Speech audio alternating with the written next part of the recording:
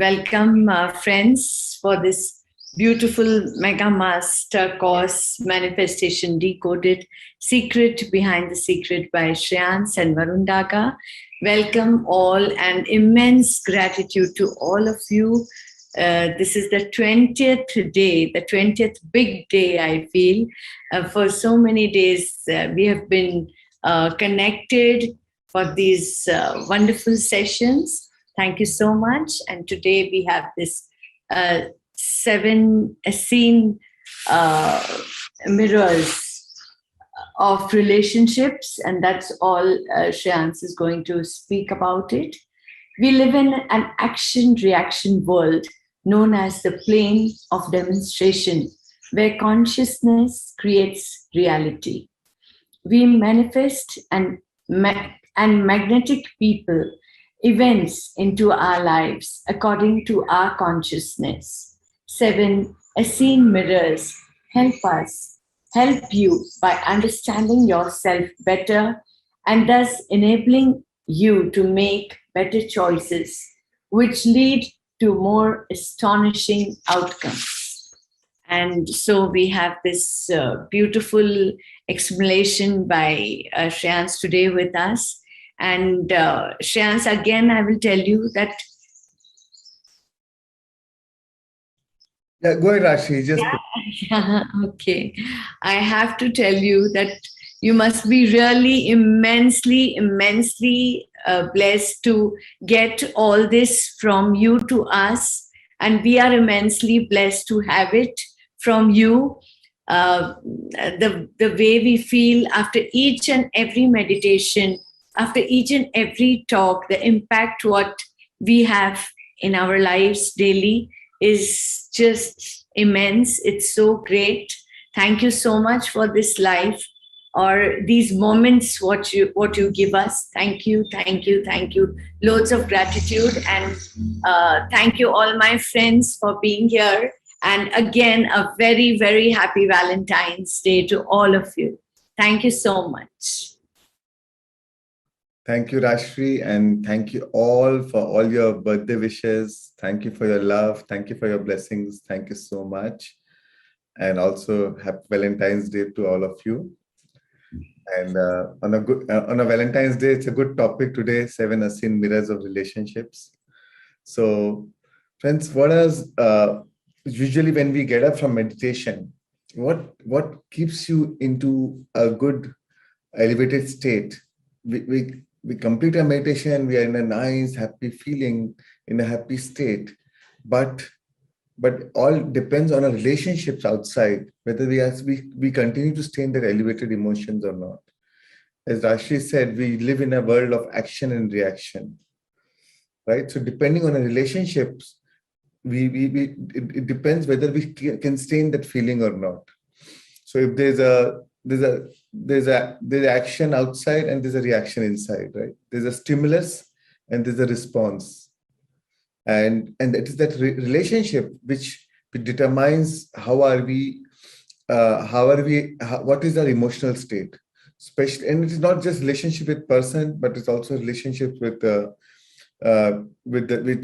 whole environment. You know, it could be your relationship in the house, you're in the office, your relationship with for everything in our life, when we continuously live, we form a relationship.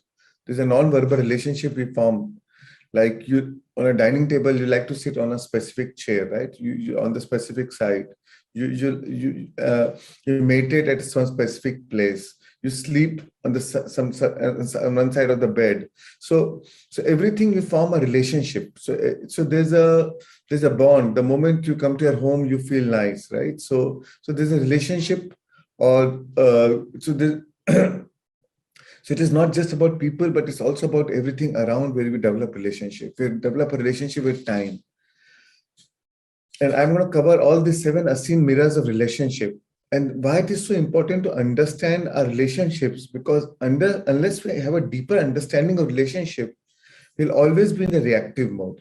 We always, if we don't know the deeper meaning of things, we'll always be confused. We always are feeling upset or angry or or joyful or happy, whatever. But it is so. But once you understand the whole meaning of relationship, once you understand that how our relationship is a mirror of our own self, we are creating our own reality, and how and understand it from different aspects, then there's no mystery to it.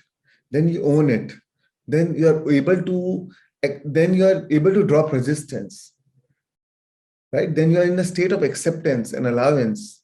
But then that has to come naturally, and that will come naturally when you are able to understand this. And so today's topic is very, very important, very relevant, and even for manifestation, because what we feel about is what we bring about. It is the relationships we determine our emotions. So these seven Essenes, what are Essenes? Essenes were the very evolved human beings who constituted the seven Essene mirrors, the seven mirrors, which gives us a very powerful insights about our relationships. So these Essenes, so Jesus was one of the Essene, and these Essenes lived in thousands of years back. They existed between 150 BC and AD 70. And so these Essenes gave us such a powerful insights about our relationships.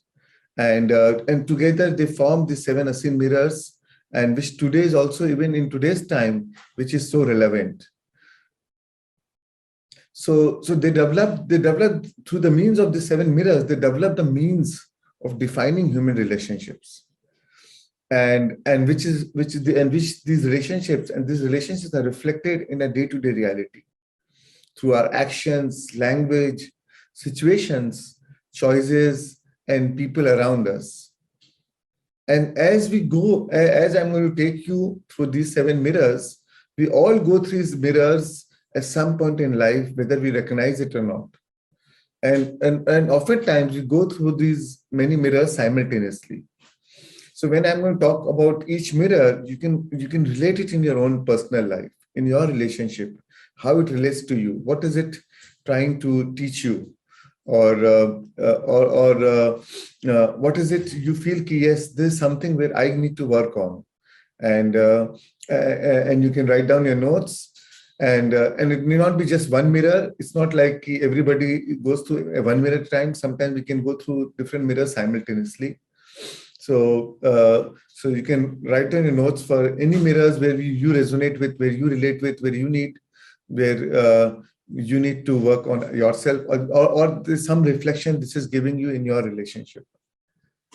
So from the perspective of these mirrors, I invite you all for the possibility to know ourselves in the presence of others, in the presence of through your relationships. And the beauty is, once we reconcile our relationships, when these relationships are reconciled, then we become the benefit of that healing. And it is that benefit we carry with us through this awakened dream of life as we walk between the worlds, heaven and earth, right? So as Shakespeare said, the entire universe is a great theater of mirrors. The outside mirrors the inside, as within, so without. And a lot of times, life will, most of the time, whatever, through the means of relationships, life will give us these experiences in our life, which is actually most helpful for the evolution of our consciousness. It is helpful for our growth. And once we become aware, so with the means of these mirrors of relationship, these seven Asean mirrors, we will learn how to become aware of our relationship. And once you become aware, that is how we heal it. How can you heal it unless we even don't know?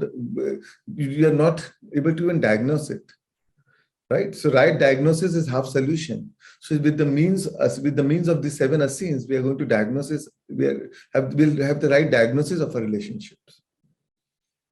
Once you become aware of this, then healing is born. Healing is born out of awareness. In the moment of choice, before the mind created that story, right? Otherwise, if you're living unconscious, the mind keeps creating the story, and we live in the same patterns of the stimulus and the response. And then we start believing the same thing as true. It becomes a belief system. And then a belief drives our behavior. So each and every relationship with ours is a mirror outside, which is just reflecting the contents of our consciousness. So this mirror is just reflecting the contents of our consciousness. The world in every detail is your consciousness objectified. So the way you live your life, the way you experience life internally, life will express itself the same way externally through the means of your relationship. Right? So as we've learned, the whole vast world is our consciousness pushed out. But the beauty is, as we go in our life, we try to always keep changing people, right? We always try to see that that we have to change other person. Other person has to change. So don't try to change people. They're only messengers telling you that who you are. Right? Don't try to change people. They're only messengers telling who you are. Just revalue yourself. Once you revalue yourself, they will confirm the change. As you revalue yourself, as you upgrade yourself, you will find evidence of change in your relationships, in the people around you, in the environment around you.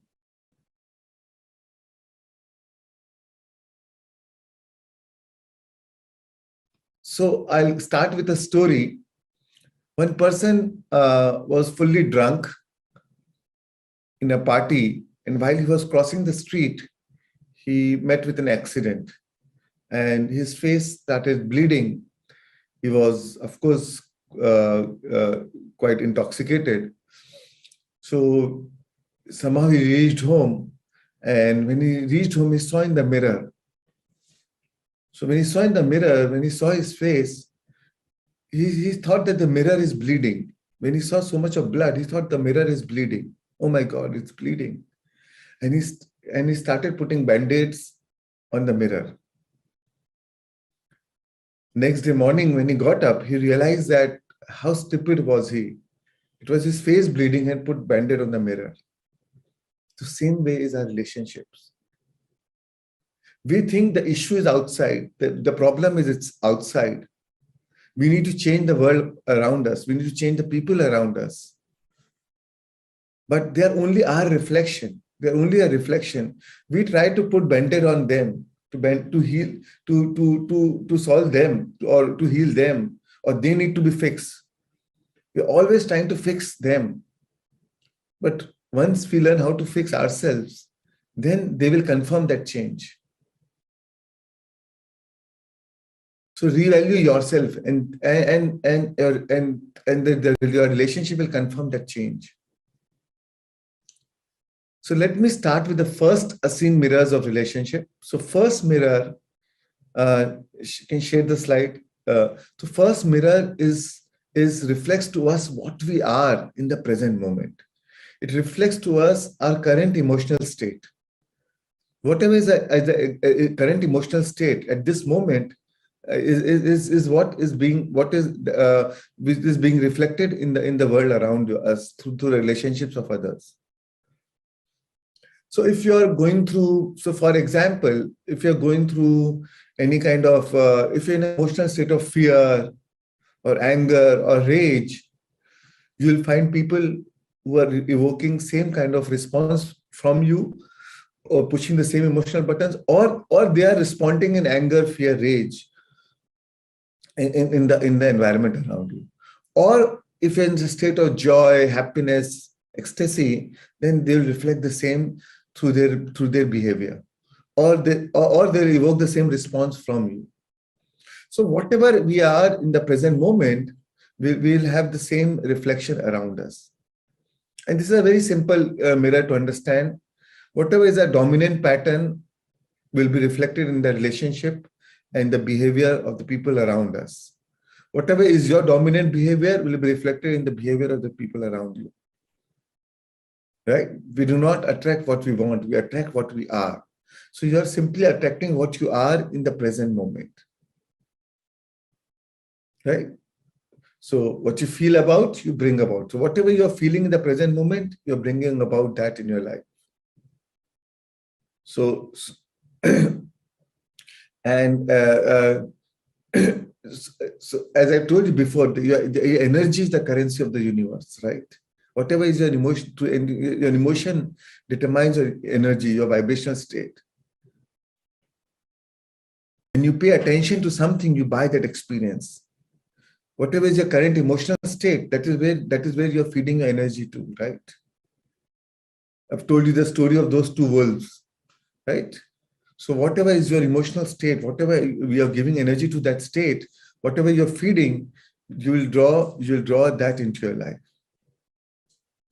You buy that experience into your life. So that's why be selective of your focus. Your attention feeds that energy.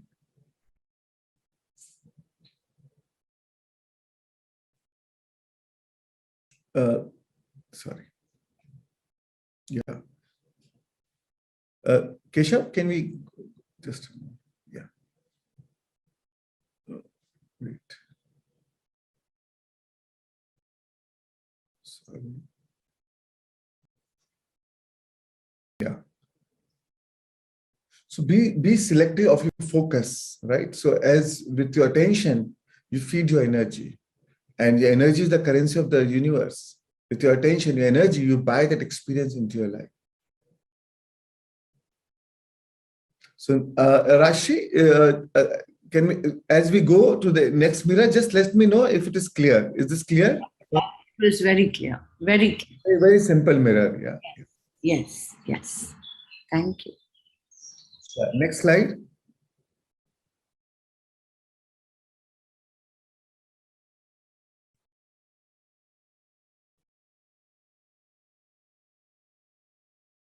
Now, the second mirror is a very interesting mirror. It is a very, very subtle mirror. It reflects back to us. It reflects to us what we judge in the moment. So, people, a lot of time you find people that frustrate you, that push your emotional buttons of, they push you, but your emotional buttons of rage or anger. And the moment you see that person, you feel something happening to you. You feel all of a sudden these emotions starts triggering in you. And sometimes you realize that this is not your nature. This is not typically who you are. But in the presence of this person, it triggers that emotional state in you. So for a longer time, I was carrying, when I got into spirituality, into meditation from 97, for a long time, I thought I always judged people who were very angry, especially who had short-temperedness. And I used to feel how stupid they are, how funny they are, what kind of idiots they are. And that was my always, I may not even tell them, but that was my strong judgment towards them. And I will find a lot of people around me who are demonstrating the same emotions towards me or in the environment around me. And with more of that, my judgment became more and more stronger. And I'm wondering, even in my closest relationship, why am I encountering this kind of emotion again and again? And I thought I am peaceful. This is not my attitude. This is not something which I am creating my reality. I am so calm, peaceful. And why I'm creating this around me? And when I understood the second Asean mirror, I could really decode this and I could resolve this issue. So the second mirror reflects to us what we judge in the moment, the judgment we carry towards somebody. Because a judgment has a strong emotional charge. A judgment has a strong emotional charge. The moment you start judging others, it has a very strong emotional charge. And because of that emotional charge, That is, certainly you're carrying that vibration in your energy field. And that is what you're again attracting into your life. So yes, it is not your pattern, but since you carry that emotional charge towards that attitude of somebody, you're evoking more of that response from that person or in the environment around you. Right? So, and it could be judgment towards anything. It could be judgments towards somebody, towards dishonesty. Oh, I hate people who are dishonest. It's such a strong emotional charge. You feel it so intensely. I hate people who are dishonest. I hate people who lie to me. I hate, if somebody is not ethical. So even towards your virtues, we have such a strong judgment. And because of the judgment, we are carrying that strong emotional charge, right? When you say, I hate, there's a resistance now. And what you resist, you persist. Whatever you resist shall persist. So certainly you are fighting that emotion. And what you fight, you strengthen. So when you're fighting it, you're actually strengthening, you're giving more energy to that. The observer is not separated from what is being observed. The observer affects what is being observed. Your very act of observation of that person is evoking that response from that person. And more often, it is in your close relationships. Because you live day in and day out. And because of that relationship, because of so much of time together, we form strong opinions about people around us, right? We form strong judgments about people around us. That's why when you meet somebody for the first time or new time, a lot of times you click together, but you have a good liking for each other. But as time goes, as you start knowing each other more deeper, you start forming a judgments, and then the issue then things you start developing cracks in the relationships because of your judgments. Familiarity breeds contempt. The more familiar you become, the more contempt, it breeds contempt, the more you start developing resistance. And very often it is with your close relationships, with your closest friends, with your spouse, with your parents, with your children, with your siblings. We carry these strong judgments toward them. And then the observer affects what is being observed. Actually, by observing them the way they are, they're not only are they mirroring what that into your life, there's something called resonance, because that is your resonance towards them. They are only reflecting that. You are actually participating in that relationship. You are an active participator in their attitude because of your judgment. Because of our judgment, they are evoking that response towards you. You are giving life to that relation, to that emotion. You are charging them with your judgment. Since you carry that emotional charge, you are charging them with your judgment. And now all of a sudden they behave with you in that way. And that strengthens your judgment more and more. And the more you judge, the more it's the same response.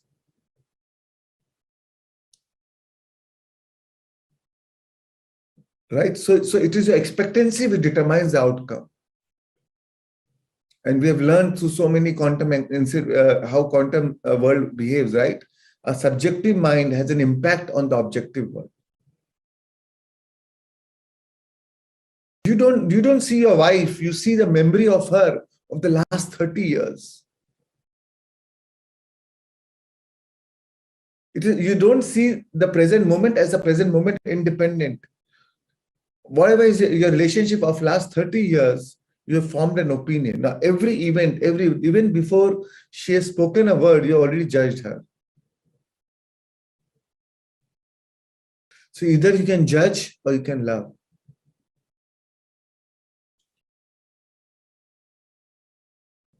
But once you learn how to drop this judgment, nobody behaves the way they are since the moment they are born. We have to understand that whether it is you or whether it is others, whether you judge yourself or judge others, either way, we have to drop the judgment.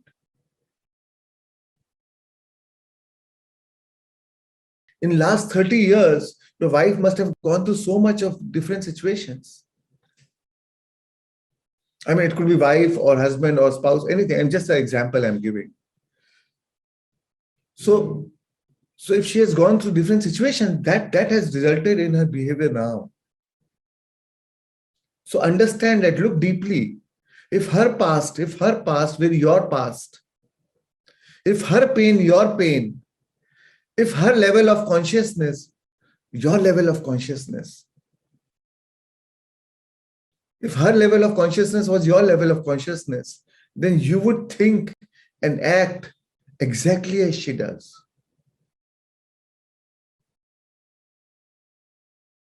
And once we realize this, with this realization comes forgiveness, compassion, and peace.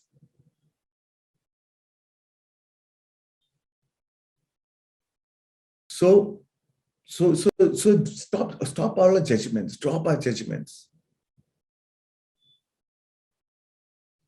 Right? A man is according to the manner you look at him. And as Wayne Dyer says, when you change the way you look at things, the things you look at will change. And we know that everybody is at a different stage of evolution. Everybody has a different level of consciousness. And as we'll go deeper into the soul contract, soul evolution, we draw these events, we draw people into a life who are at different levels of consciousness. If you are an old soul, you draw people into your family relationship, into your environment who is a young soul. Because they learn from you and you learn from them.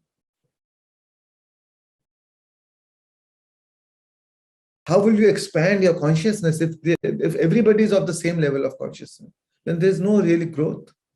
If there's no challenge, there's no expansion.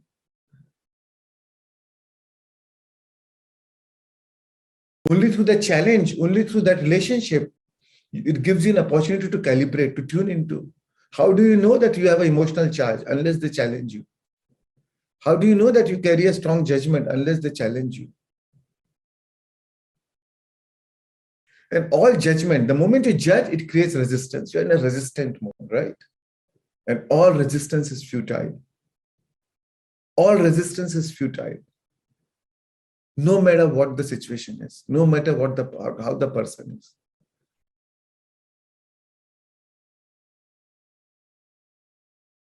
And the greater part of human pain is actually unnecessary.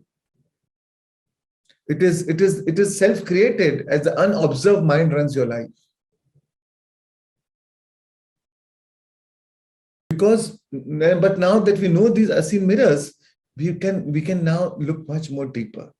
We can understand our patterns. Whatever the pain whatever we're creating now is always some form of non-acceptance, some form of unconscious resistance to what it is, to what is. Always, whatever the pain you're going through is some form of non-acceptance, some form of unconscious resistance to the present moment, to the present is.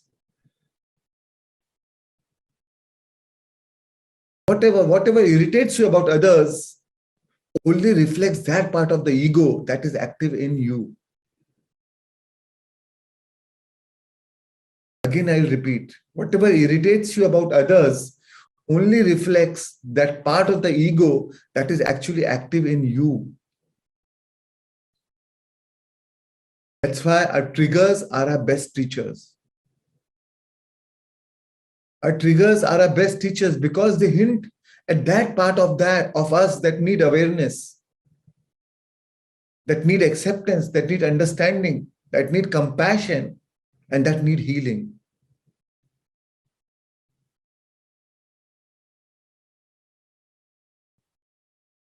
So whenever you see these situations now, stop your judgment. Look at it from a compassion.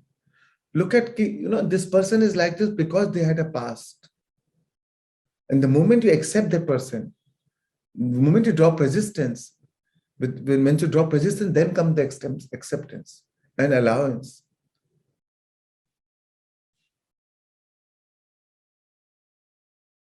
And also all situations are fundamentally neutral, right? We give them meaning, positive, negative. And when you assign the meaning, you buy that experience, you invite that experience, you invite that reality. So once you stop giving any negative assignments, any negative meanings, once you stop assigning any negative meanings, you will stop inviting that reality into your life, that experience into your life. And it works so beautifully. Once you start observing it, you will see how relationships are transforming magically. Whatever you sincerely believe is true of another, you will awaken within him, within her. Whatever you sincerely believe is true of another, you will awaken within him or her. So focus on the positive aspects of each other to tune into who you really are. Use the positive aspects to tune into who you really are.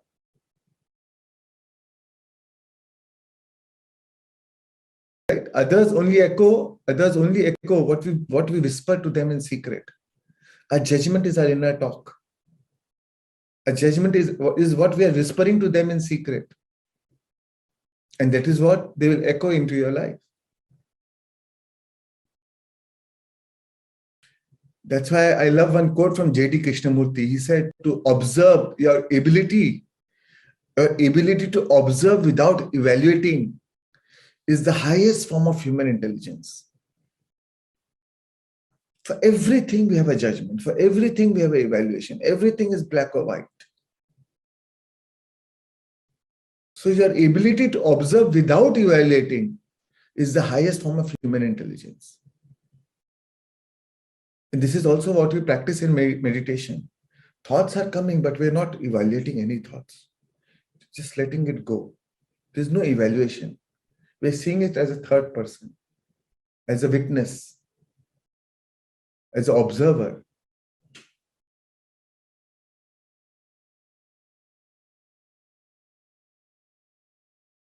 So stop from evaluating that person with the past history.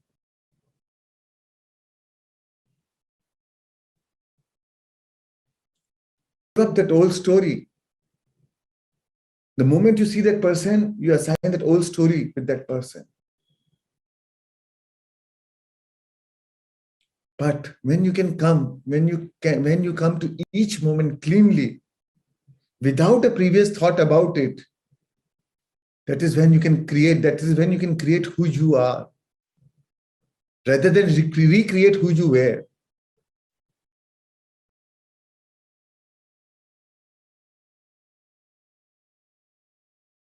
So come to that each moment cleanly without a previous thought about it. Then you come into the own power. That is being in that present moment fully.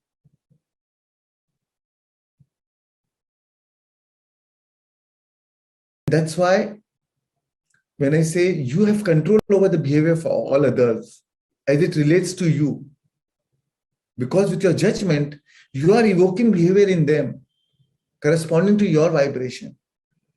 Your judgment carries that electric charge, right? That emotional charge.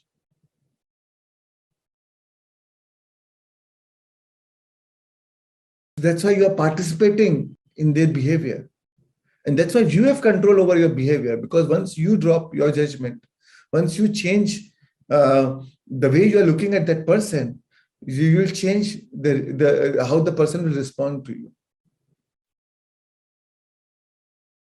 Universe only brings you aspect of others What's active in you?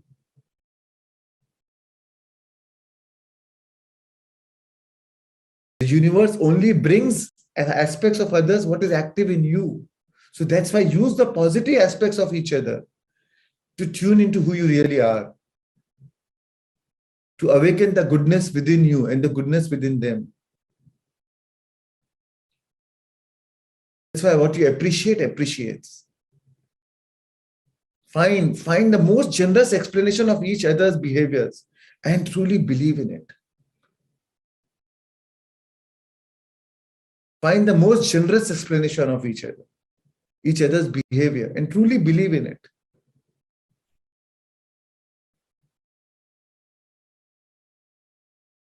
So drop your judgments. Drop the judgment. The moment you drop the judgments, you drop the resistance. The moment you drop the resistance, it turns into acceptance. The moment you turn into acceptance, you can turn into allowance. And then you're free. That person feels freedom within your presence. You will feel freedom in their presence.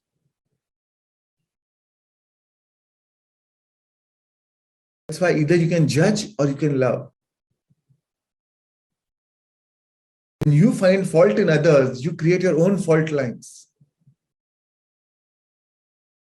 So stop dwelling on the imperfection of yours or others.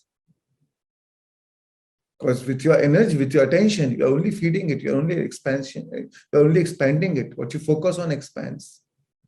So do not dwell on the imperfection of yours or others. Rashi, is it clear? Very much. It's superb. It's going beautiful. Okay, so I'll go to the next one now. Yeah. So next is the third unseen mirrors of relationship. So the third reflects back to us something we have lost, gave away, or had taken away from us. So, in our through the course of our life, from a childhood, as we grow up, as we become adult, as we become old, we have gone through so many life challenges, so many contrast situations in our life, so many problems, so many traumas.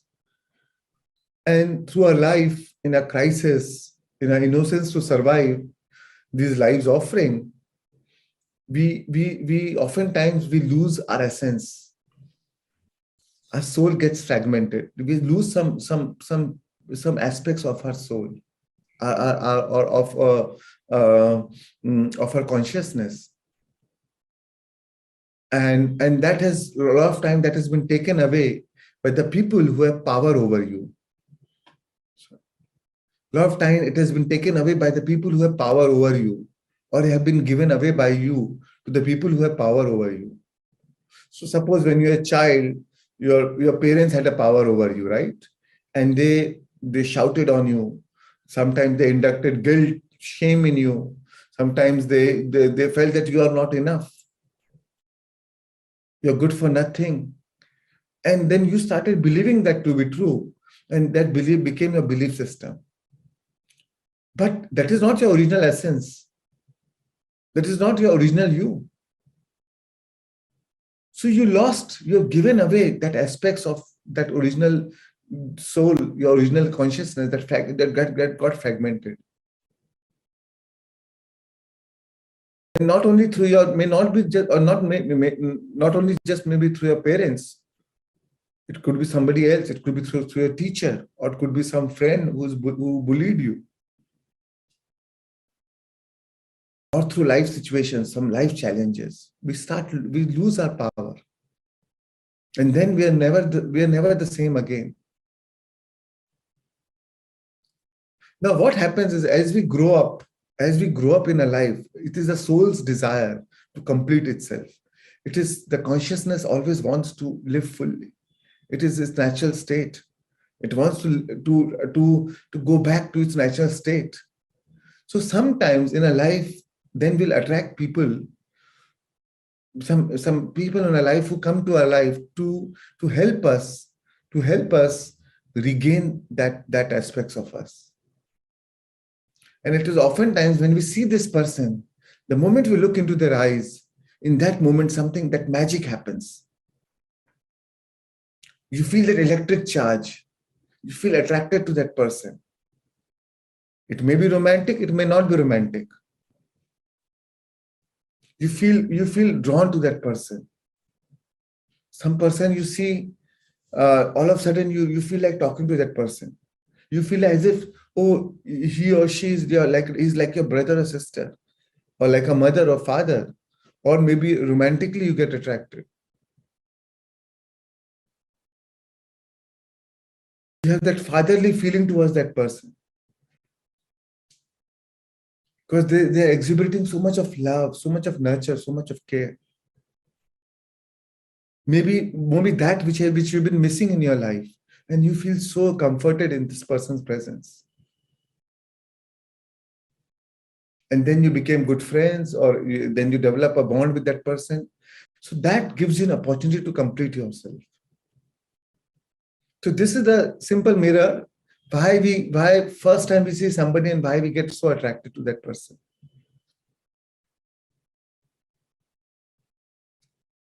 Rashi, is it clear? Yeah. Absolutely clear. Absolutely clear.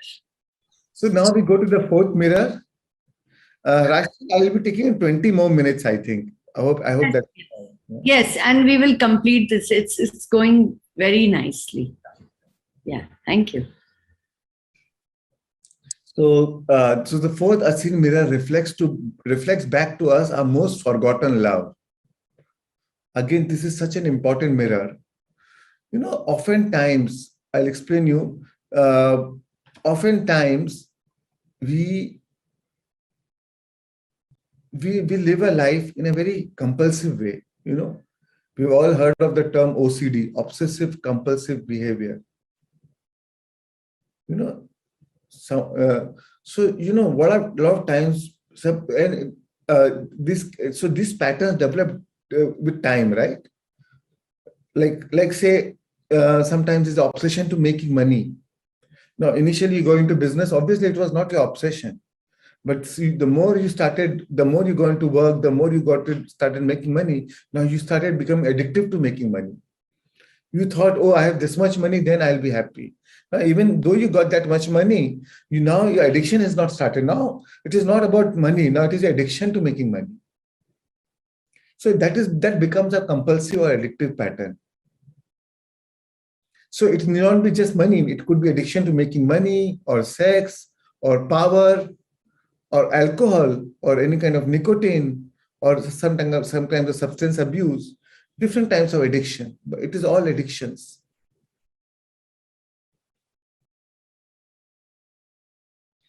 So, but what happens is when you become addicted, when you have become addicted, when that becomes your compulsive pattern, slowly you start giving away the very most dear things in your life, which you really love. You give away little by little the most dear things that we love in our life. Like losing our loved ones, a job, our very livelihood, to accommodate these patterns. Suppose you are an alcoholic. Now you slowly you lost your job. You don't even care now whether you have a job. Or if you're addicted to making money, you have no time for your family. You're always traveling. You're even at your home. You're always on phone. You're never with them. Even if you're talking to them, your phone is going on. You're never in that present moment. Now, what happens is the other person feels betrayed subconsciously. The other person feels that you are not their priority at all. But they need to feel love. But now every time they depend on you, they feel rejected. They feel dejected. So now they will change, and they will stop depending on you for the loving needs, for their emotional needs. And slowly they will drift apart from you. You may live in the same house. You may be a part of the same family. But slowly, you lose you lose the true bond of love. And even though you feel, oh, I love them, but why they don't love me anymore? You'll wonder why my child does not love me anymore, or my spouse don't love me anymore. But because you never give that a priority, you're so obsessed by your addictive patterns. And it could be anything. It could be, as I told you, it could be money, it could be power. Even the power is so addictive, right? It could be an issue of control in the corporate or a family environment. Because that gives you power. You're so much in our ego. So it could be a relationship, which is like a father, son, mother-in-law, daughter-in-law. I mean, any kind of relationships. And this pattern does not happen overnight. This relationships, this turns away does not happen overnight. These patterns always unfold gradually, little by little. And it can be, the beauty is, it can be recognized anytime. In the moment you recognize, you have an opportunity to heal it. Of course, I mean, it may take time, but if you can recognize it, then you can heal it. And the sooner you recognize it, the easier it will be to heal it. And then you can find that wholeness in your relationship.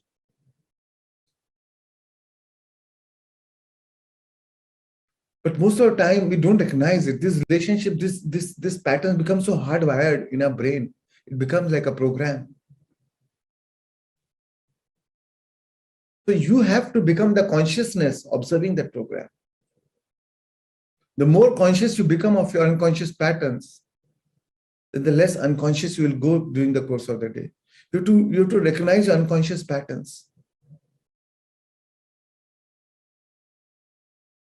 And if you don't, as I told you before, what you're not changing, you're choosing. So the first act is awareness. Awareness is the greatest agent for change. Once you become aware, then you can make choices as per your new state of being. Now your intention is different. Now you'll priorities are different. Now your different behavior. Now you'll behave differently. Your behavior will match your intention. Shreans, can we have the fourth slide on the screen, please? Yeah, I'm still on the fourth only. Yeah. Yeah, but I want the slide to be there.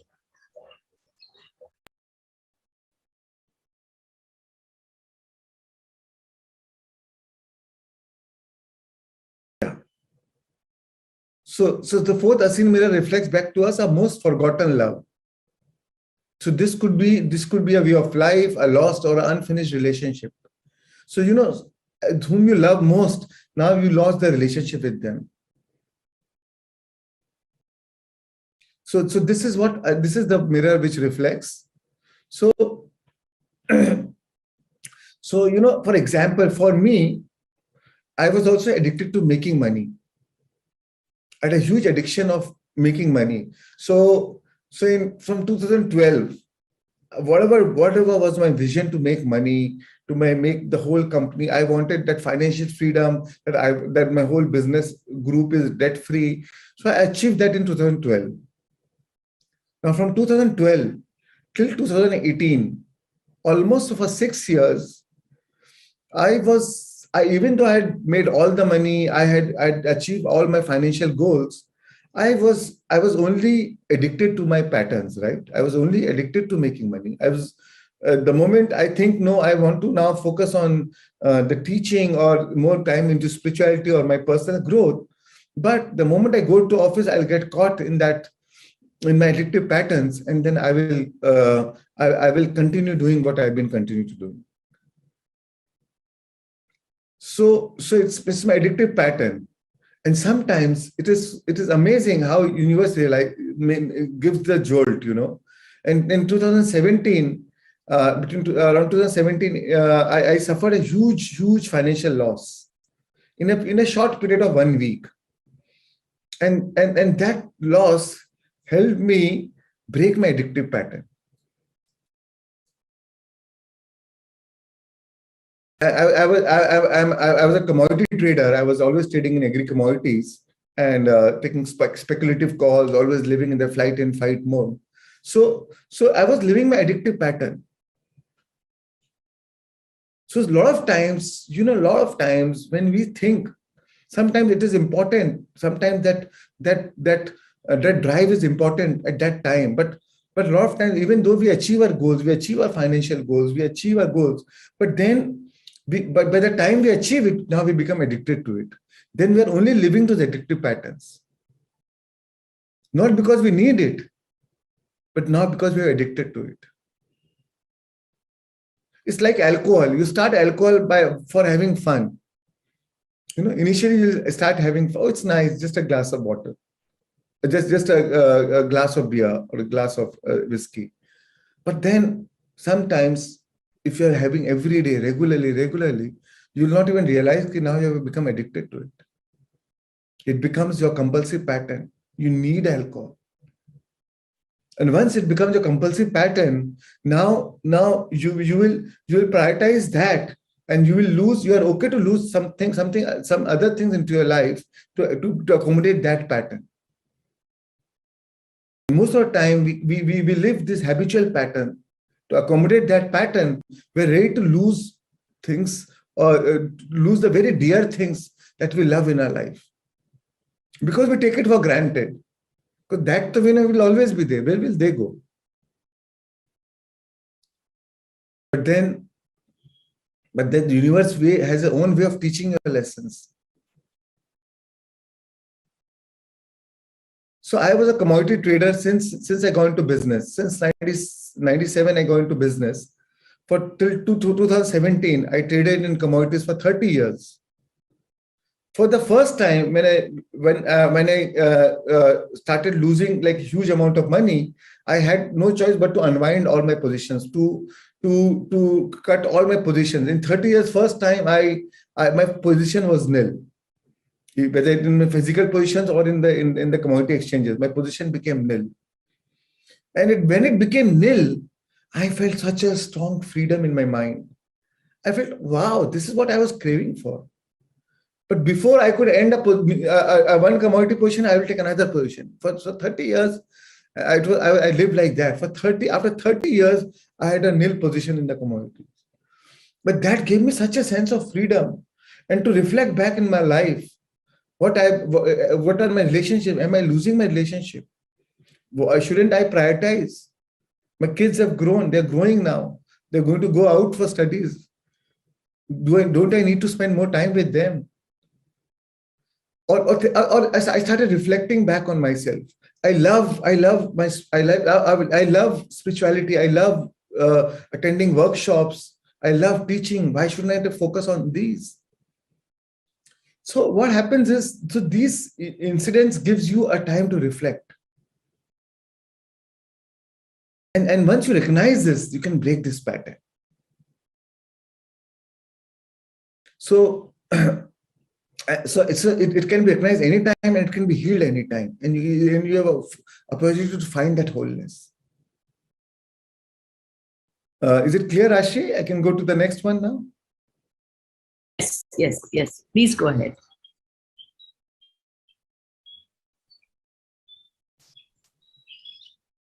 So fifth Asean mirror reflects back to us our father, our mother.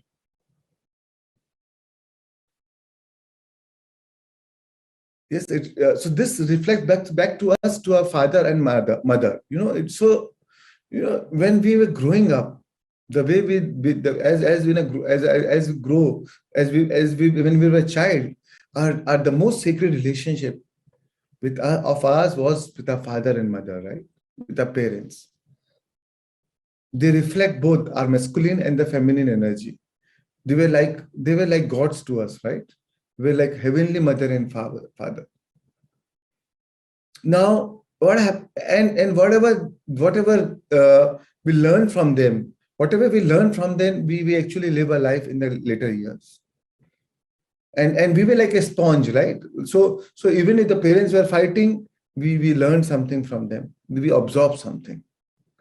If the parents said, oh, you are not good enough, you're not enough. You always grew up feeling that I'm not good enough. Whatever was the judgment, any judgment which was reflected by your parents on you, now you carry the charge, emotional charge, or that belief system within you for yourself. And not only for yourself, then this is how that becomes a reflected reality towards you, the world also. If you have seen a lot of violence within your growing up environment, within your family, you grew up becoming violent. You also become violent in the later years of your life. So so it's often said we marry our father or our mother. So a lot of times, whatever relationships it is not healed, whatever aspects of you which is not healed, life gives you an opportunity to heal again.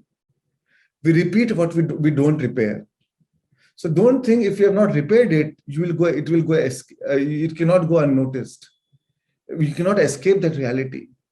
Life will give you an opportunity in form of your life partner, in form of your children, in form of your spouse, to again heal that aspects of that, heal that patterns of that which you have not healed. And maybe your wife or your husband will carry the same patterns of your father, of your mother. But that gives you an opportunity to heal, not to relive that same pattern. It gives you an opportunity to heal your pattern. Sometimes your children will behave the same way as you behave with your parents. Because they were in that reflected reality. They were in that environment.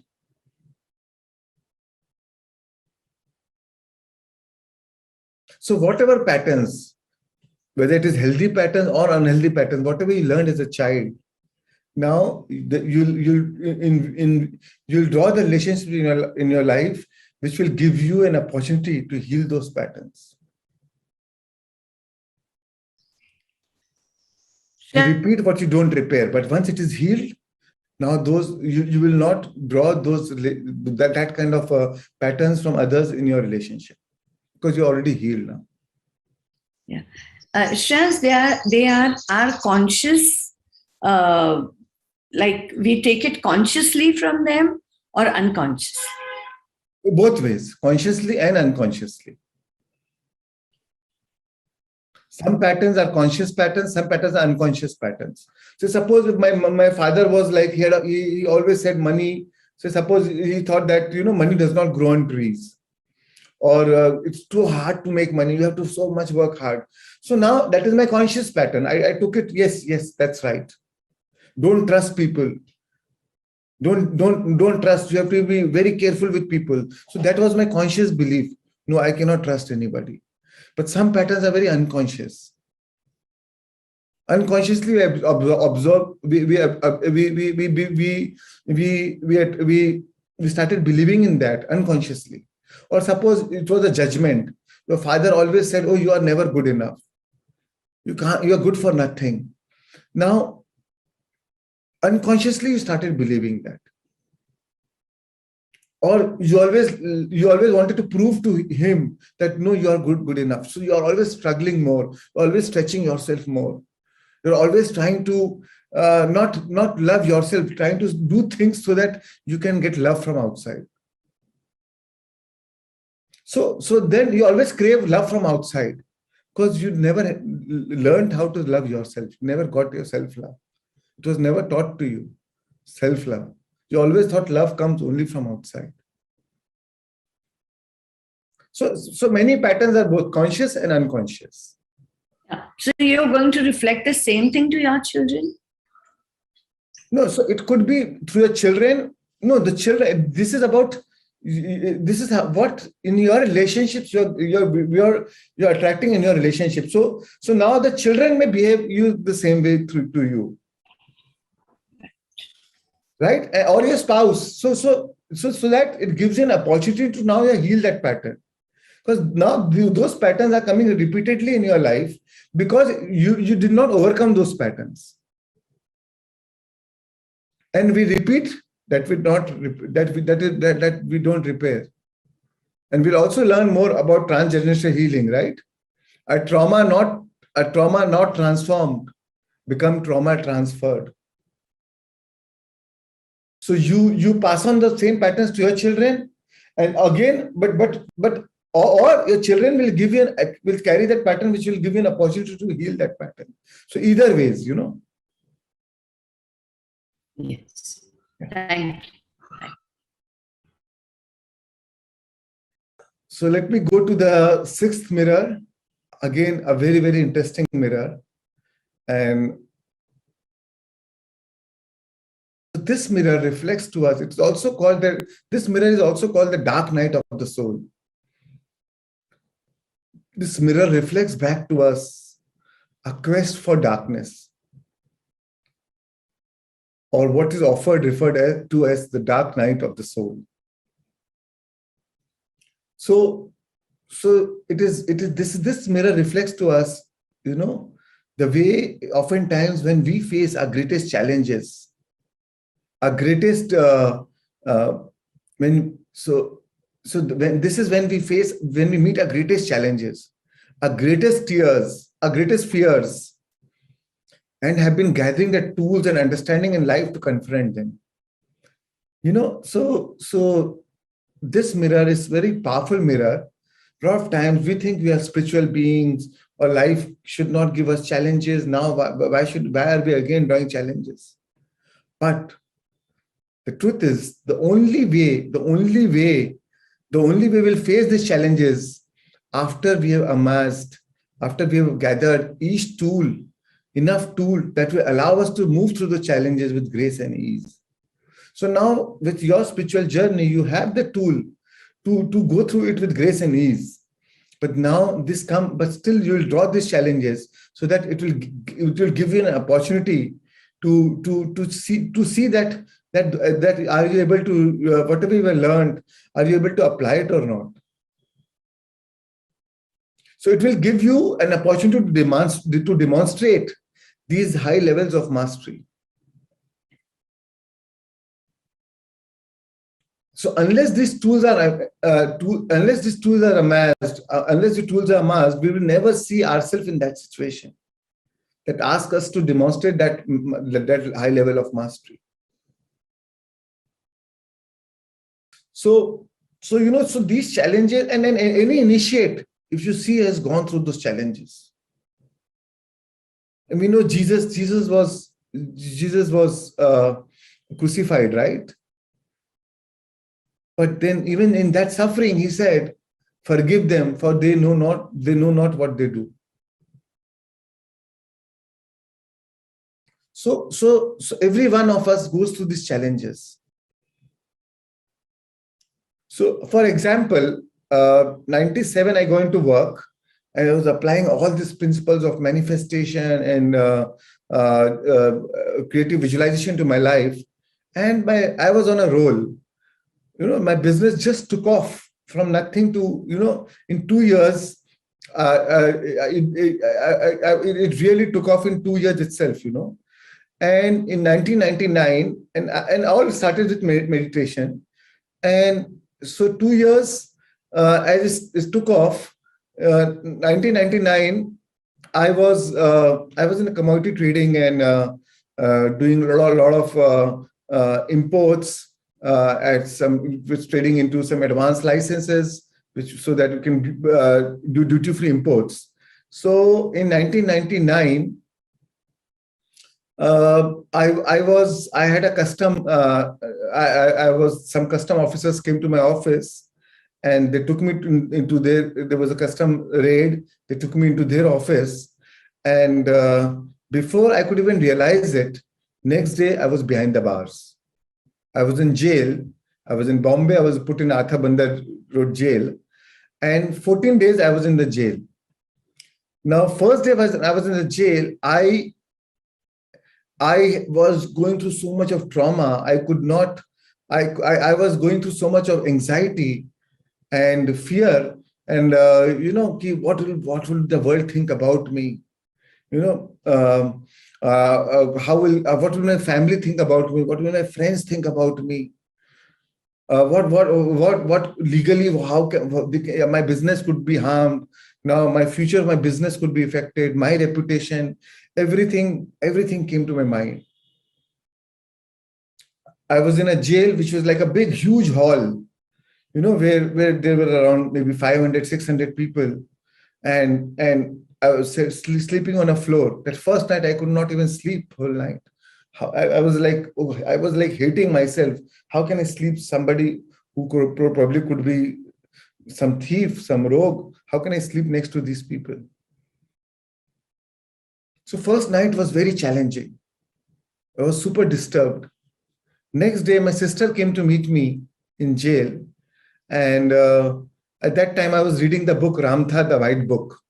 And she gave me that book while I was in the jail. And I again started reading that book. And I opened the book. I came to that chapter, the chapter called the virtue of experience. That every experience has its own virtue. Every experience brings some lessons in your life, some learnings in your life, some ability to help to demonstrate some ability or mastery into your life. That to demonstrate that levels of mastery of your life in that moment. And that by the time it was a 6-page chapter, 5 or 6 pages, by the time I completed the chapter, all of a sudden this understanding drew into me. And I was so much of resistance before that. I did not do any wrong. I was legally completely right. Eventually, after 10 years, I won the case. But I was like, why? How can this happen to me? Why did this happen to me? And when I saw that, when I read the chapter, when I completed that, I got that understanding. In fact, last 2 years, I was so much into making money. My whole 2 years was, even in the evening, night, I had cut off from my friends, from my social life completely. My whole social life was also about business meetings, business dinners. And though it was my desire to travel with Patriji and start meditation centers or different centers all over the places, but I was so caught up with my work, I did not give time. And this was again a reflection for me to slow down, to have the right balance, because my soul's urge, my soul desire or my soul's journey or my purpose was to have that balance. And also it was my desire since 6 months before, I was thinking, it would be so amazing if we start teaching meditation in jails. It could really transform them. So this gave me an opportunity to actually teach meditation in jail, which I did. And the moment I drop resistance, the whole perception changes. I thought about my reputation. I thought my reputation is all about my investment of my ego into others. That is what my reputation is. That is. So why do I worry? This is my opportunity to drop my ego. This is my opportunity to the moment I saw the hall, that hall was actually bigger than my house. I was living in a 1,200 square feet house. This hall was like more than 5,000 square feet. So I thought this is bigger than my hall, bigger than my house. So why am I thinking it's a jail? The term jail is the social conditioning. It is my perception, and that perception, the word jail is troubling me. When I started seeing people, I saw people with such innocence also, I started playing games with them. We were playing Ludo and chess with them, cards with them, and I started enjoying with them. And I found so much of innocence in them. They were criminals because they were so ignorant about life. They did not know about law of attraction.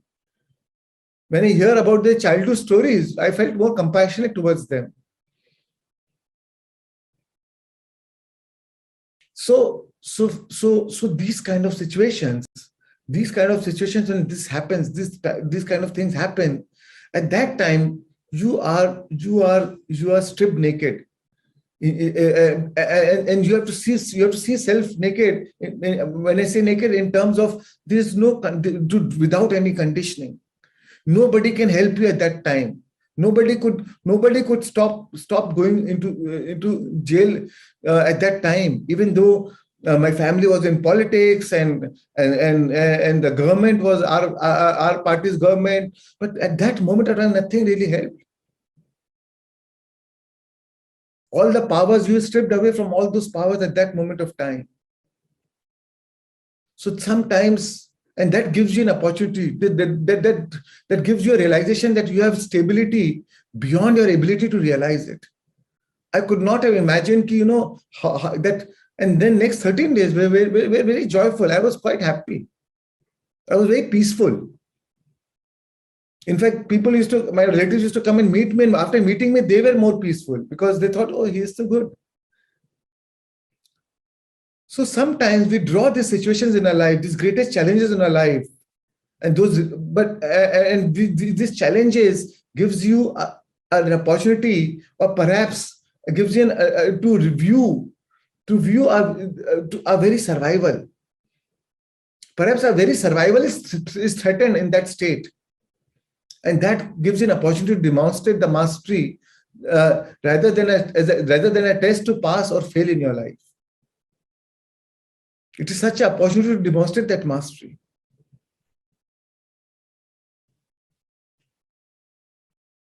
So at that moment of time, whatever is the emotional construct, whatever is your mental construct about your safety, your thoughts around the people or their power or your money, at that moment, with all those constructs are shattered. All those constructs are broken. Nothing can help. Nothing. Whatever you thought, if I have so much money in my bank account, I'll feel protected. If I know these powerful people, if I have, they will anytime I can reach out, they'll always help me in my trouble time. But sometimes when all those constructs are gone, all those constructs that you believe that will keep us safe in life are all as nothing could help you at that time. So this is perhaps for the first time we are given an opportunity to prove or demonstrate to yourself that the process of life can be trusted. And when I look back, those 14 days, actually, I learned so much. And I came out of the jail much more stronger, much more aware. In fact, those 2 years, because of the success, I was in my ego. Oh, from nothing, how I became someone. That ego was there. And that taught me more humility. So sometimes suffering is a potent healing mechanism. And when I met Patri sir and I told them, sir, this happened. So he said one single sentence. He said, what's life without a royal challenge? And anytime I go through challenging situation, I always remember, what's life without a royal challenge?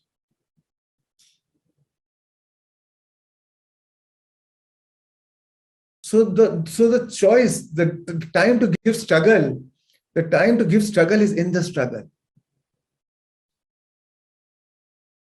Bob Marley said, you never know how strong you are until being strong is your only choice.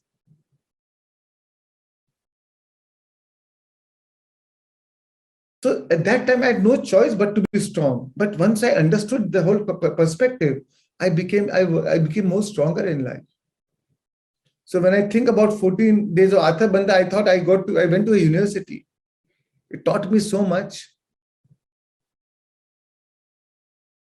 And personally, I have never met a strong person with an easy past. Everyone goes through some challenging times. So I believe suffering has a noble purpose. It leads to an evolution of our consciousness and burning of ego. And sometimes suffering is better than superficial happiness. Because it makes your heart open. It makes you more humble, more loving, more joyful.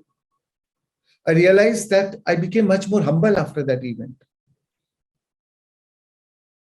Even talking to the servants, I was more humble. I start seeing them as equals. Because in the jail, I met all kind of people. I learned to respect every relationship. And just between the first day and the second day, the moment I changed, there was such a big difference in jail. The first day I was suffering. Same environment, same situation, I was suffering. Second day, same environment, same situation, I was no more suffering. So suffering results from the story we tell ourselves. So that's why all situation is fundamentally neutral. It is with which we assign the meaning. And the moment, the first day I was assigned the meaning of bad. So everything was so bad for me. The second day I assigned the meaning as an opportunity. It is now opportunity for me. So everything became nice to me. So it is a perception. That's why Buddha said pain is inevitable, suffering is optional. So my suffering became optional second day. Suffering results from the story we tell ourselves. And healing is born out of the awareness, the moment of choice before your mind created a story. Now, from some second day, I have a different story towards my life. I have a different story towards myself. That's why we suffer not because of a situation, but because of our thoughts around it. And we suffer not because of a situation, but because of our thoughts around it. And our greatest weapon against stress is our ability to choose one thought over another. The moment I made a different choice of thought, my suffering changed. So, and this is our greatest weapon. This is what, as human beings, we have the choice. That is what makes us special, makes us unique. And our most important spiritual growth does not happen when you are meditating or when you're on a yoga mat. But when you're frustrated, when you're angry, when you're scared, and now you're doing the same old thing, and suddenly you realize, oh, that you have a choice to do it differently. And the moment you do it differently, you feel so much powerful.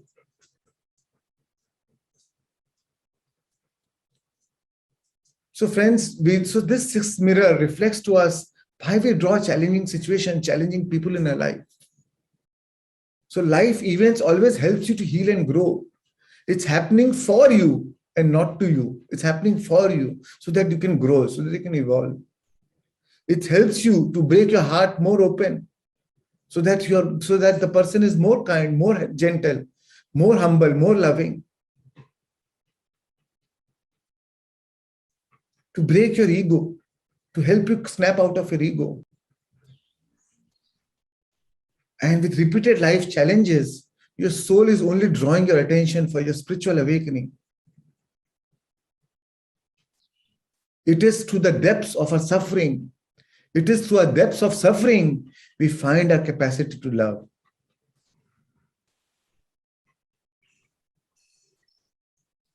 Thank you. So this was the sixth Asean mirror. Rashmi, is it clear?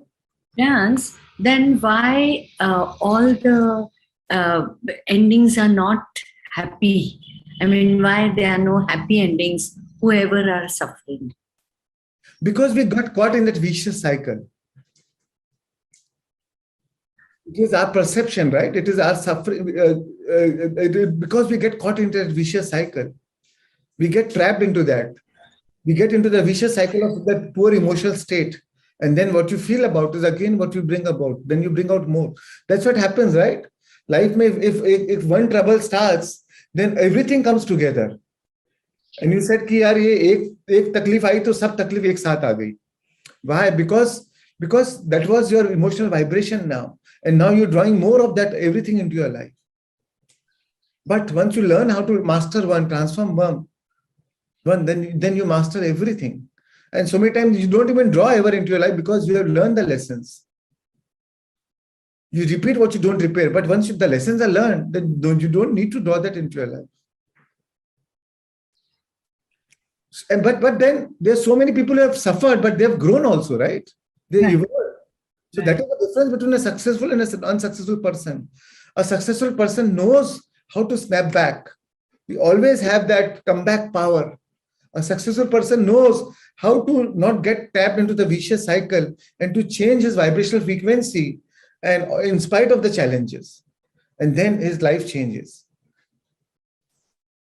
But an unsuccessful person gets caught into the vicious cycle of blame, hatred, anger, frustration, anxiety, fear, lack of self-worth, self-love, shame, guilt, and then he carries them on and on. And he draws more of those events into your life. But we are destined to learn, we are destined to evolve. So then he takes next lifetime, to take it as a challenge to grow next lifetime. So in the next lifetime, he draws challenges so that it gives him the opportunity to learn lessons. So one day we all will be Buddha. It's just a matter of time.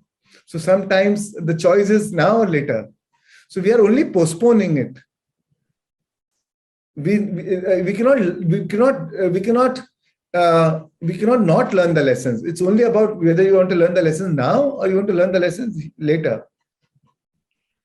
But it is only through your spiritual evolvement. Through your evolution, through your awareness.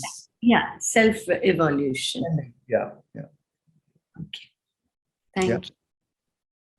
Okay, so last mirror, I'll just take 5 more minutes and we'll complete this mirror. What wonderful explanation. Mind-blowing. Thanks, Asean. So the 7th Asean mirror reflects back to us a self-perception. Whatever is our self-perception about ourselves, it is so important. So this mirror allows us for the possibility that each experience in our life, regardless of the outcome, is perfect in nature. Regardless we achieve that lofty goal or not, said by others, you are perfect. You are perfect. As a consciousness, you are complete. So we don't need to view our life. So this mirror allows us or tells us to reflect our life, to view our life without any external reference. So a lot of time, we are living a life because of the external reference. The way we conduct our life, the way we choose our priorities, it's all because of external reference. Because I want to become an engineer. Why? Because my father wants me to become an engineer. The truth is, once you become an engineer, you're now still satisfied. Because that is not you wanted to be. Maybe you wanted to be an artist. That is what you are truly talented is. That is what you are born to be. So this mirror reflects back to us where we start to live your life without an external reference. Because when you're living your life with external reference, you will never feel that satisfaction. You may, for the world, you may be successful, but from inside, you never have that content. Success without fulfillment is an ultimate failure. And satisfaction comes from only one thing, and only one thing. When you're in the direction of your desire, which is alignment with your inner being, with your purpose. Otherwise, you may earn all the worldly wealth and fame and glory, but there are so many depressed, celebrities, right? In their personal life, they're depressed. They're taking some substance abuse to numb those emotions, to numb those feelings. So this mirror allows us for the possibility to view our life without any external reference. The only way we measure, the only way we measure ourselves is to keep yourself as your own yardstick. Be your own reference point. So like anything, it could be body shape, body weight, academics, sports, achievements, all are perfect the way they are, as they stand. If something that you need is to be a better version of yourself, not an external yardstick. How I can be better, how my today can be better than yesterday, how I can be a better version of myself than before. So be ourselves to be that reference and not others. Make yourself that reference point. So many times we make others the reference and go through misery. I wanted 1 crore, I got 1 crore. I wanted 100 crores, I got 100 crores. But then I started seeing, oh, somebody has 1,000 crores. And now I'm in a misery because now I want to fill that gap of 900 crores. So I'm not 100 crore richer. I'm 900 crore poorer.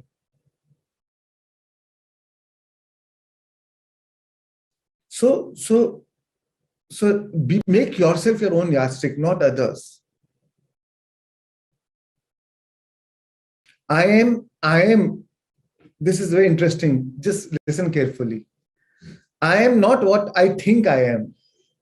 I am not what I think I am. I am not what you think I am.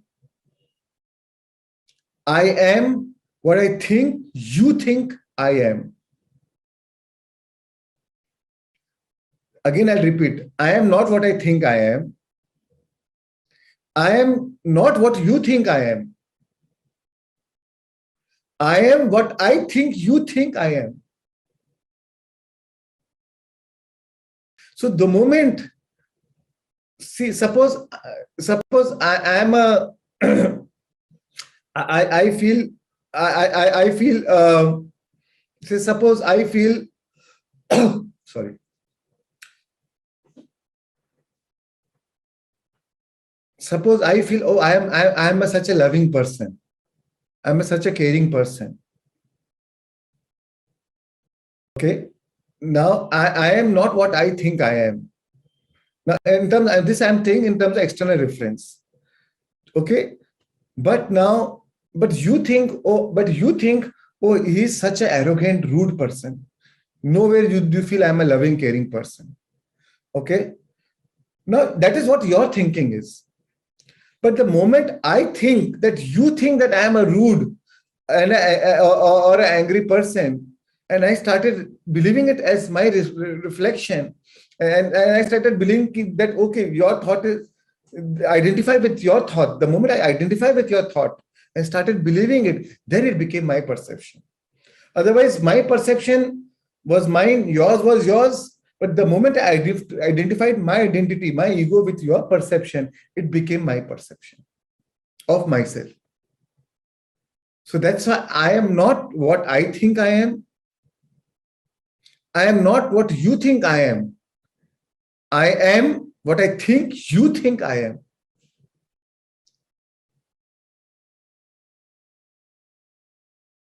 So friends, we have to understand, are we living our life as others' reflection, as others' judgments, or as a yardstick?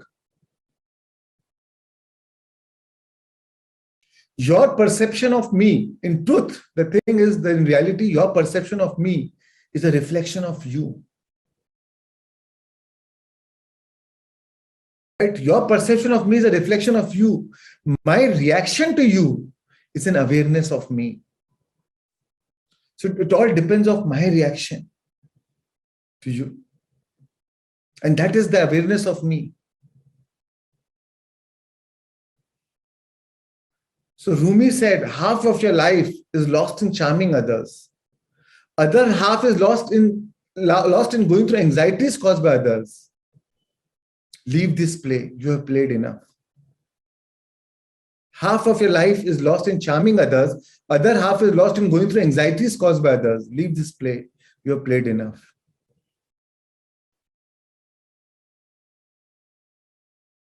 The goodness in your life does not come to you from someone else. So that's why there is no reason and no need to play up to another, or to try to remain in their good graces. Remain on your own by not betraying yourself. Simply speak your truth with gentleness and love. And have courage. For what you seek is not outside of you. It is not a gift from another person. It is yours to give, not to acquire. So let no one, therefore, no one hold you hostage. Not your partner, not your boss, not your family. and certainly not your God. Thank you. Thank you. Sorry, Rashri. Sorry, everyone. I took a lot of your time.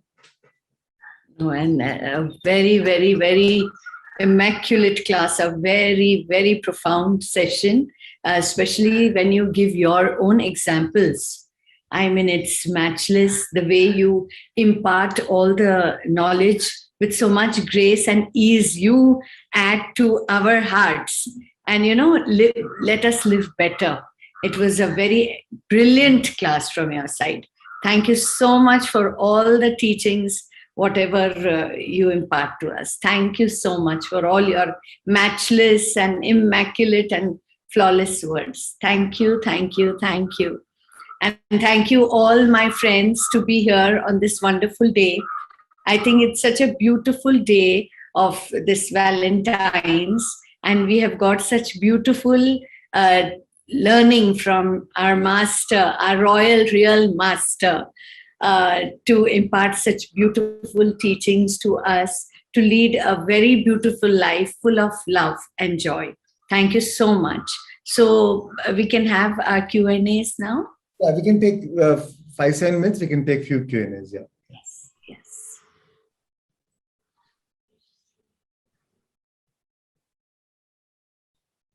Yeah. Tanishta Arora? Yeah. Please go ahead. Yes. Hello, sir. Good morning.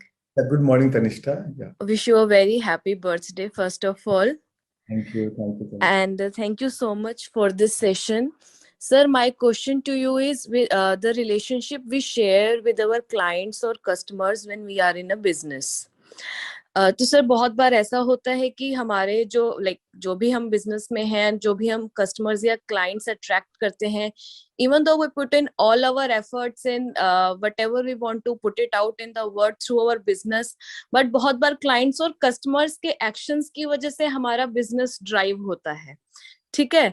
तो उस aspect में या उस space में हम ऐसा क्या कर सकते हैं कि we attract our clients and customers according to our business so that हमारा जो पर्पस है with respect to business वो हम fulfill कर सके, and हमारे ऐसे कौन से aspects हैं जो clients और customers reflect करते हैं that we need to heal? So, as a general, I'll tell you, change your energy. Energy management is more important than time management. How we do what we do is more important than what we do. How are you doing what you're doing is more important than what you're doing. So that's why meditation plays such an important role. You change your energy, you shift your energy. When it's always there, so many times that communication is non-verbal. Some clients, some salesmen come to you, he may be whatever, everybody will try to sell their product, but you meet that person, you develop the trust. A lot of times, the business is also about trust. It is about can I trust whom I'm buying this product? Can I trust who's my supplier? So if you're supplying somebody, can you? So it is all about. So it's deep down, it is about human relationship, right? So once you change your energy, once you come from the right state of emotional state, then you attract the right customer. The customer will feel so comfortable with you. They will like to deal with you. Even though your price may be a little higher, but they trust you. So develop the right attitude, develop the right emotional state, develop the right vibration. And that is communicating to them. And then you can practice all these tools of like manifestation and 5 steps of manifestation and creation to generate the right abundance.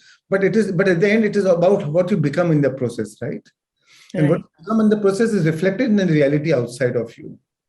So it could be anybody. It could be your clients, your customers, your competitors, how you behave, even your competitors, your own family relationships, your friends, everything. It is applicable in everything. Yeah. All right, sir. Take care. Thank you so much. So suppose you are dealing with a client out of this, coming from the state of lack, or trying to, oversell somebody, base, though, then you don't care, I only care about my growth or meeting my targets. I don't care whether my company will be able to even service this product. I myself don't believe in this product. I don't believe in trying to still push your product. So that's where then that is where non-verbally that will be communicated to them. But right. You believe in your product. You believe in what you're talking about. You believe that every word you're speaking to your client is true. You're sincere about what you're selling. You're sincere about the use or the utility of that product. And you're committed to even serve your customer, delight your customer. Even after the sales is made, then you'll attract success in your life. That's what Amazon says. He said that the whole policy of Amazon is, Jeff Bezos is my one policy is delight my customer. If I have delighted my customer, they will be happy. He said, my dream is if I have a billion customer, I'll be a billionaire. Simple.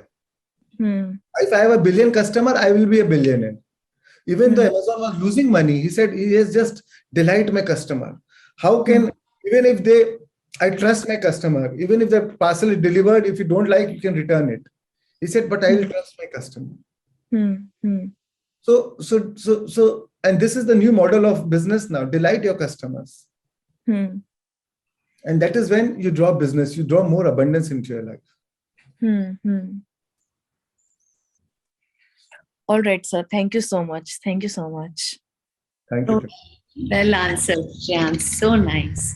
So there's one comment for you from Rupinder-ji. I would like to share it with you. Congratulations on completing another spin around the sun.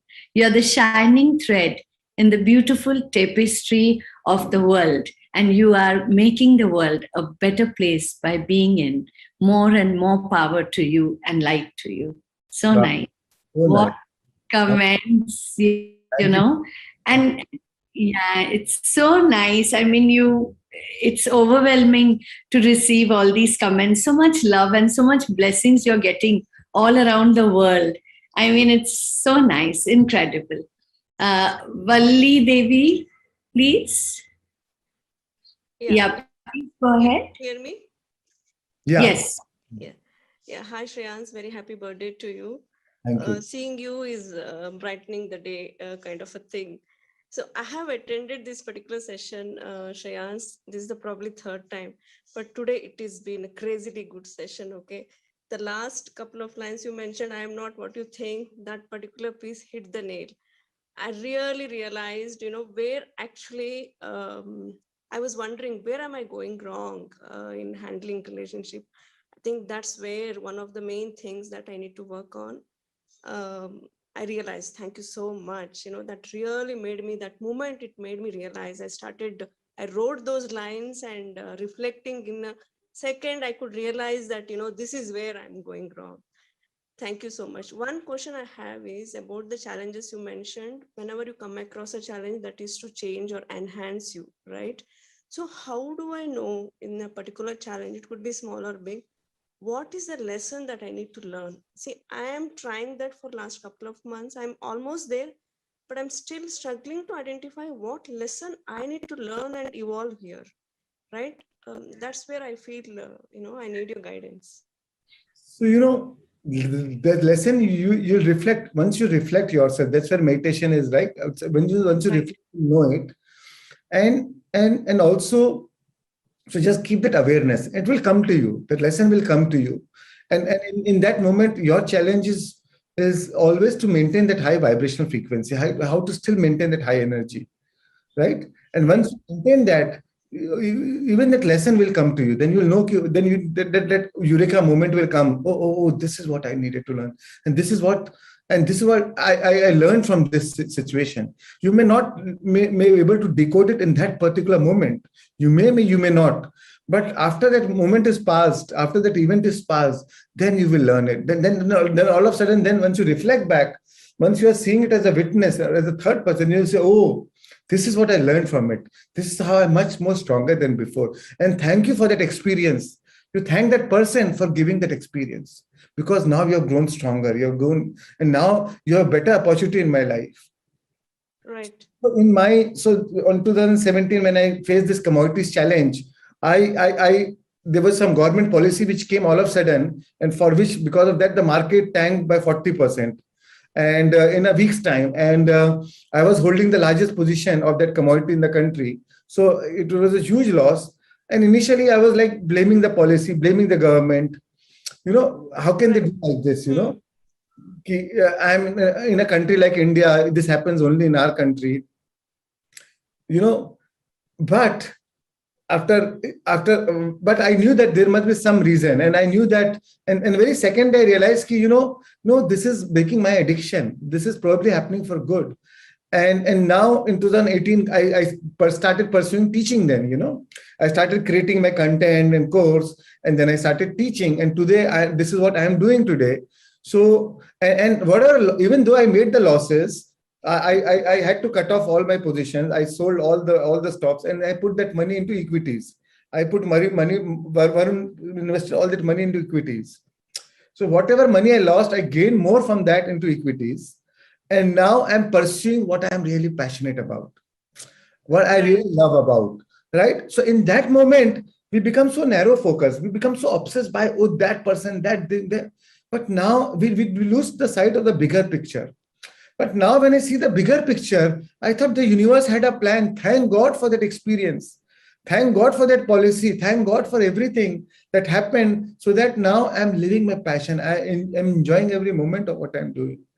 So sometimes later on we realize it, Yeah. So I'm getting a similar nudge in my professional career. Okay. I feel repeatedly I'm encountering certain thing, and it is pushing me outside that, and it is trying to show me that, your interest and your passion is somewhere else. You are made for something else. So I am getting that similar nudge. Probably I need to focus more on that particular piece, Shreans, what actually is attracting me and what is the message that it is giving. Yes. Your example is giving me very good clarity. Thank you so much. And this has been really mind-blowing. And every time, and especially I want to tell you, your Mind movie, I saw it, I was so inspired, and I said, okay, I'm going to make it for myself now, one, and which is going to help me to inspire myself. All of your sessions has been completely inspirational. Thank you so much. God bless. Thank you. Thank you so much. Thank you. Nareshji Chandra, please unmute. Yeah, please go ahead. Okay, sir. Shreans sir, yesterday you were not there, but I want to wish you for your happy birthday. Thank you. Number one. Thank you, sir. Secondly, sir, one thing I want to ask you, that as you told that somebody is born for the other job, other area, like in childhood, my father told that you become an engineer. At that time, the small child doesn't have any idea what career he should choose. He doesn't have that much sense particularly. So right. He is also presuming that I will become an engineer or doctor or advocate. So how can at that time he can say that, as you told that he was born for the artist and he became an engineer, he will be unsatisfied. So in that context, please tell me how this can be useful for him or for a child, that he will know he should go in what line. No, so it's at that time, obviously we didn't know, but the option is to choose. Option is to change at later stage of life. Also it gives also we are looking at now. Whatever past happened has happened. But once you realize that, oh, this is what I'm living my life. This is what I don't want to be. This is my living my life as per the external reference. But make your own reference. And also, it also gives you understanding how to deal with your children, with your grandchildren, and not to make the mistakes for them, right? Not to be the one what you went through, right? And this is how we evolve and grow. So not Okay. what has happened. The idea is to take that understanding and change your course or direction from now. Okay, sir. One second question I want to ask you. Please tell me, since the first session of this transcendental breath work, as you started in this program, you did it. And from that time, I am daily doing that. I have made a routine that 1 hour and 17 minutes, I did it daily, this transcendental breath work since last 6 or 7 days. I'm not feeling any problem, but it became a routine to me now. Lovely. And I feel that I should continue at least for 40 days. As you told, that the 7 layer of the body, until unless it will not percolate in that layers, it will not go in subconscious. So I want that it should go in subconscious and I should be very easily feel. Is it not any, it will not create any problem or any other thing or any No other problem. So restriction? you can continue for 40 days. Absolutely no problem. That's amazing. I'm amazed at your commitment, which is amazing. Great. Okay, thank you. Something, because it is very, actually it is a work, breath work, so it may not cause any other physical problem or any other problem. Heal your That- the reason we do it because it is helpful. It is more healing. Yeah, because I know it is very easy for me and I don't know how the time passes. Lovely. Super. Thank you, sir. Thank you, sir. Thank you. So again, happy birthday. Belated. Thank you. Okay. Thank you. Deepak Seth, please. Take this last one. Yeah. Yeah, I am Deepak Seth from Mumbai and Delhi. Yeah. Happy birthday to you once again. We missed you yesterday. I know you were celebrating yourself. I know I also missed all of you. So yes. This gives me a very wonderful reflection. Hey, you look at a diamond, it has not one facet. Unless the diamond becomes a real diamond where it has multi-facets. So Yeah. today you gave us an experience of multi-facets of emotions, our relationship, and our experience in life. So I really acknowledge that in that fashion. Exactly. I have one simple question. I have experience of this kind. There is a repetition of a particular event, and it goes on repeating. How do you break that cycle? Is it a past karma, or is it that your act and behavior of present which is happening? Because I found, with all sincerity, still it comes back. So we repeat what we don't repair. So what is that you need to repair? And karma is mainly the stories we tell about ourselves of our past. So sometimes we use karma as a thing to affirm ki, okay, because of my past karma, it is happening again. No, but why do you repeating? You're repeating because you're not yet repaired it. But once you repaired it, once you've healed it, then it will not become a repetitive pattern. So you need to reflect what you need to heal, what you need to work on yourself. What is the repair which you intend to say? If you're not healed it, if you repeat what you don't repair. So unless it is healed, you'll keep drawing that same patterns again and again into your life. As you're saying, right? It is being repeated in your life. So so you need to reflect and understand what you need to heal in that pattern. And from pattern time, once you learn that pattern, once you learn the lessons, then it will no more repeat. I just share it, like suppose if I do lending of funds to people. Suppose you're in class second, you're in a class 2. If you keep failing it, you'll repeat the class 2 again and again. But once you pass it, you go to class 3. Then you don't have to sit for the class 2 exams. So same way in life, once you have passed that exam, passed the test, then you may be ready for a bigger challenge or a bigger test, but you'll definitely pass that test or that aspects of your that aspect which you already healed. That no more needs healing now. So you'll no more encounter that test. When you talked about Athabandar also, that remind me, even Krishna was born in jail. Isn't it? So I have seen multiple big achievers in life. The spiritual people have all had lots of challenges and suffering. And that you put it, coined it so well. This is royal. So you get a brand of royal that you have an ISM mark now that you are royal. Do I take it in that spirit? Yeah. Sorry? Do I take that in that spirit that is the royal means you have got an ISA trademark that you are experience Royal exposure? Though I mean royal challenge, but